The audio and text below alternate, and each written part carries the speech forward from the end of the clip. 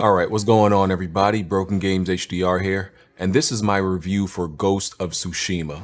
So Ghost of Tsushima is about Jin Sakai, a man raised to be a samurai and to live and die by their code of honor. This code of honor is very sacred to him, but his home Tsushima is invaded by Mongols, and this starts an internal struggle within him.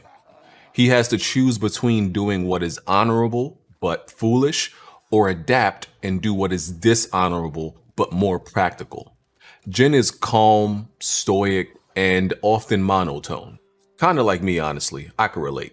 But anyway, I don't know if his characteristics are like a stereotype of how we believe samurai were, or if this is like historically accurate because of how they were trained to be tranquil and to always be in control of their body, mind, and soul. Now, the Japanese voices are not completely in sync, but it didn't bother me that much, and I switched between English and Japanese throughout my playthrough. The vocal performances were well done, and even though I personally don't feel this way about Jin, I can understand how others may feel Jin to be boring or a little bit dull.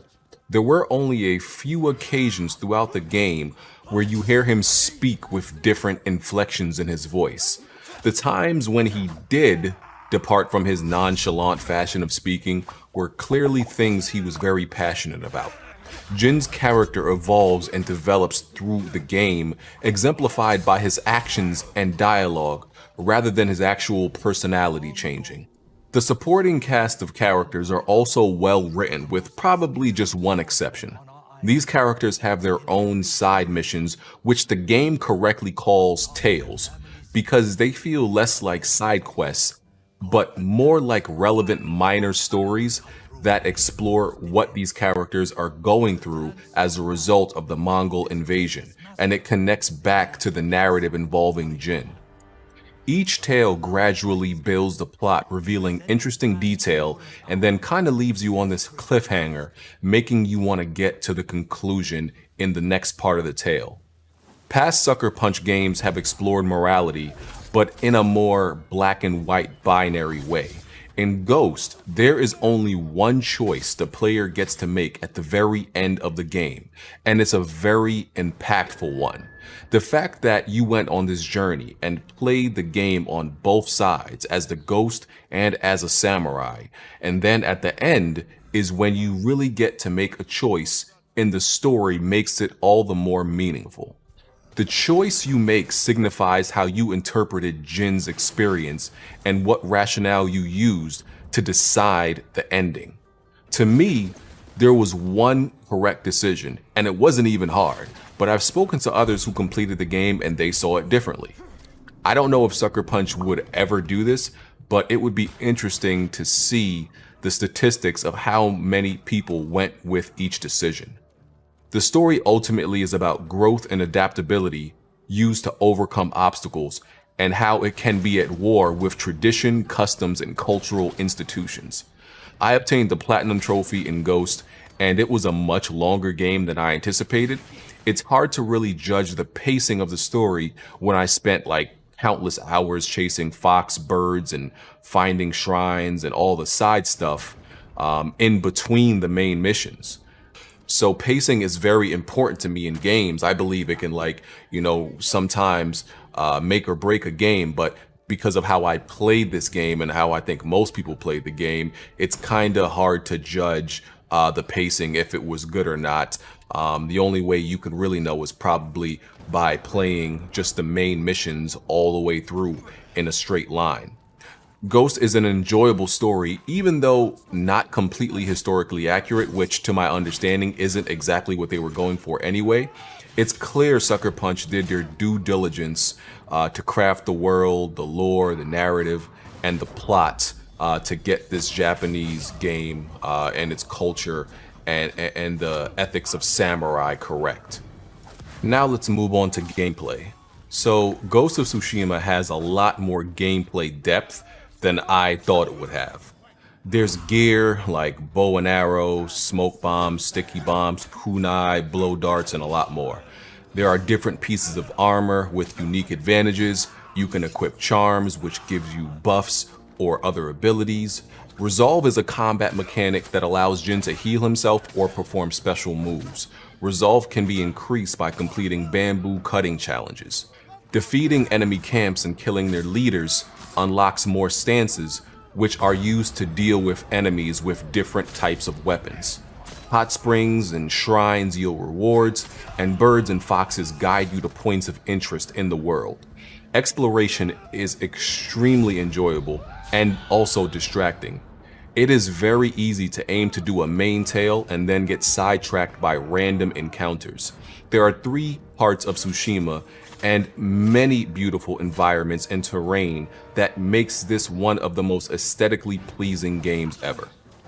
Exploration is a main pillar in the game, but platforming is lacking and not up to par as one would like. Now, Assassin's Creed is the game one would most likely compare Ghost to. And even though Ghost does most things far better, platforming is not one of them. It sometimes feels like a nuisance or a chore to move from one platform to another. It's just not smooth. It's just not as seamless as we've experienced in the Assassin's Creed games. Even something as simple as moving to a lower rooftop from where you're at can sometimes be difficult. It's just not organic, and Jin doesn't naturally react with these platforms. Some may say this makes sense because fluid movement while traversing on rooftops isn't natural to samurai, which may be true, but that doesn't seem to be the reason the platforming isn't better in the game. It doesn't seem intentional, and even if it was sacrificing good platforming because it makes sense for the story, I don't think that's worth ruining the player experience for. Even though the platforming is not up to snuff, I cannot emphasize how important it is to explore to get the full experience of what this game has to offer. Finding lore, myths, and tales really helps to build the universe. There are mythic quests and rewards, and even a 5th stance that I won't spoil, that is unlocked towards the end of the game. On top of all the mechanics, there are plenty of upgrades and skill trees from weapons, stances, abilities, etc. Being that Shinto was a religious belief that many samurai and Japanese people practiced, it was a nice touch for the wind to function as a waypoint, as well as other ways the game included animals and nature. Now, the combat feels fair and grounded. Attacking, parrying, and dodging are at the core of the combat, and then it branches out from there based on your stances and other abilities that you've unlocked. What I like is there is no artificial difficulty levels, and even the new difficulty that was patched in called lethal causes you to die faster, but so do your enemies. The AI is average at best though. There are factors that affect how fast enemies see you, but overall enemies can be very aggressive, but kind of like brainless. The 30 FPS is unfortunate, especially for a game in which reaction time is crucial. Being able to see and respond to animations and telegraphs similar to a game like Sekiro can make or break an experience. The frame rate even sometimes dips below 30 in certain situations, and in ways it does feel like Ghost is a generation too early because of the technical limitations of the PlayStation 4. Games like this, if we're being honest, bare minimum need to run at 60, but honestly would be literally 10 times better at 120. Now, I don't expect the PlayStation 4 to do that. I don't expect the console, which came out in 2013 and has parts from like 2010 or 2011 to be doing that. Even the Pro, I don't expect that. I'm just saying those would be the ideal circumstances. Now, for how dense and large the world is, the loading times were very impressive. They don't take very long at all. It's still probably best to ride horseback and avoid fast travel, at least in the beginning of the game, for more discoverability. This game does lack the same amount of obsessive technical polish and attention to detail that we've seen from other PlayStation first-party studios. There are bugs, glitches, environmental clippings, nothing that's game-breaking. It's mostly visual. There is limb dismemberment, which is pretty cool. You know, we expect that in a game like this, but it's tied to specific attacks. So you most likely won't see much dismemberment in the beginning of the game. It's something you pretty much get later with certain moves. The sword duels are very important in this game. Of course, I mean, it's a Japanese samurai game, so what could be more important than duels? And they've really captured the feeling and the atmosphere of these situations. Those are what really make you feel like you are back in like feudal Japan or watching or experiencing an authentic Japanese samurai movie. These moments are tense, thrilling, atmospheric. They're gorgeous. They always make these duels have the most like beautiful settings, and it's an interesting contrast between the violence that's happening in the duel and the beautiful setting around it. Now, there are a few wonky animations which can throw your parry timing off, but I'll touch on animations more when I talk about the visuals. Stealth is the other side of the coin when it comes to combat, obviously. That's the ghost side of the game. The tools, abilities, and mechanics that are provided make it an enjoyable stealth experience, but the level design around it could have been a little bit better. There's tall grass, rope lines, and structures to climb and hide in, and you can go under certain huts and things like that in order to be stealthy.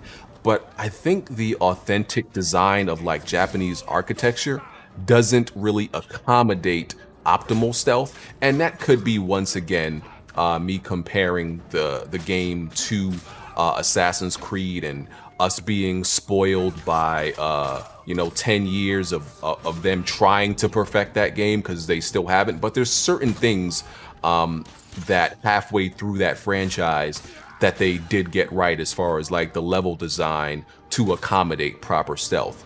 But Ghost does it pretty well. It just could have been a little bit better. Okay, so now let's touch on the visuals. So Ghost of Tsushima is one of the most aesthetically pleasing games ever. I think I mentioned that earlier. I wouldn't say it has the best visuals though, because it doesn't have the greatest textures or like the sharpest images. Especially when you look at certain things in the environment. The impressive art design kind of compensates for those areas' shortcomings. Sucker Punch did an amazing job at making the world feel alive with physics affecting the environment, like the wind blowing the grass, the swaying trees, and the various weather effects. It's unfortunate the performance and the resolution mode are both 30 frames per second. Since this is the case, you might as well play on resolution mode for the pixel bump and the sharper image. The lighting, shadows, fog, vibrant colors, and different environments are gorgeous. The HDR is pretty good. It can be a little bit intense in certain areas where it's like raining, for example. Dark areas are extremely blackened and the light contrast is pretty bright. Under like moonlights, for example. There are some areas of the game that can have kind of muddy and undefined textures and lack detail. The game can be visually inconsistent depending on the scene. The visual fidelity of the world and the character models can vary. The sound design is very well done though, especially with the weapons and the music used to set the mood, tone, and atmosphere based on what's occurring at the moment. The worst looking part of the game is probably the water. It's pretty low quality, and we have seen much better water effects and visuals in older games. Even though the visuals have some ebbs and flows, some ups and downs, there's nothing like having a duel in a field full of like beautiful, colorful, and vibrant flowers.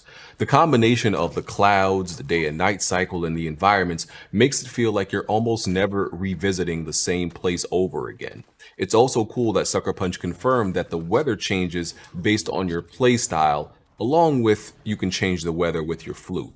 The cloth physics are nicely implemented, but as mentioned earlier, they often clip into things, which can kind of like break the immersion and be a little bit jarring.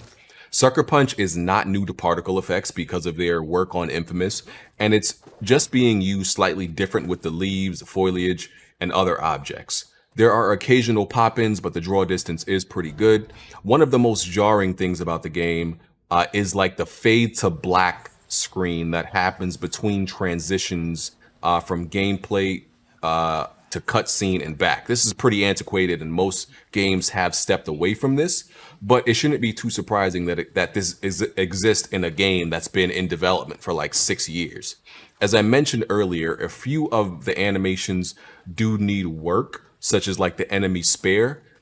This can be difficult to parry sometimes because the enemy will like spin on an axis due to what seems to be like a tracking issue, and it leads to this like bizarre broken animation that happens sometimes. I'm not the biggest user of photo mode in games. I tend to avoid them, and I honestly don't use them that much, but I even found myself spending time in it when I came across a beautiful scene, and Ghost of Tsushima has a lot of scenes like that. So here is my verdict. So Ghost of Tsushima is a great game, but personally, I wouldn't put it in the Game of the Year category. I don't think it's Game of the Year caliber, only because of the lack of polish in certain areas. I think Game of the Year kind of games, it has Game of the Year gameplay, right? It even has Game of the Year visuals, even though it has some visual inconsistencies. And I even think the story, just kind of, even though I enjoyed the story, I don't think it's anything groundbreaking or amazing or anything like that as far as storytelling goes, which games don't have to be. But I think I think it's a great story. I wouldn't say it's an amazing story, right? So given those facts, to wrap everything up in a bow, I believe you need that level of polish and attention to detail, and Ghost kind of just doesn't have enough of that. It is an epic samurai journey, and I do believe this is a game that everyone should play that is once again just technically held back by limited hardware. And this was an ambitious project in scope. I can see why this game took 6 years for Sucker Punch to develop and to make. I mean, everything from the technical aspect to getting, the Japanese culture right. I mean, that's a huge departure from Infamous, for one. I mean, this would have been a huge undertaking for any studio, especially an American studio. Do I personally think it's on the same level as Naughty Dog's Last of Us Part 2 or Guerrilla Games' Horizon Zero Dawn or Santa Monica's God of War? No, I don't think it's literally on the same level. I think it's literally just one notch under it. I think this title is one notch under those titles, but I think Sucker Punch has proven that they are on the same level as those studios. This game definitely proves it, even if the attention to detail and the technical polish may not necessarily be there. This game makes me excited to see what Sucker Punch will do on the PlayStation 5 though. The game is beautiful with some inconsistencies, there's great main and side stories, and fun gameplay with some flaws that are holding it back. But based on all of this, I give Ghost of Tsushima an 8.5 out of 10. Thank you for watching my review. Please let me know what you think in the comments. Please hit the like button. Follow me on Twitter, links in the description. Hit the notification bell so you can know anytime I stream or anytime I upload a video. And consider becoming a member of the channel by hitting the join button under the video. I'm out of here. Peace.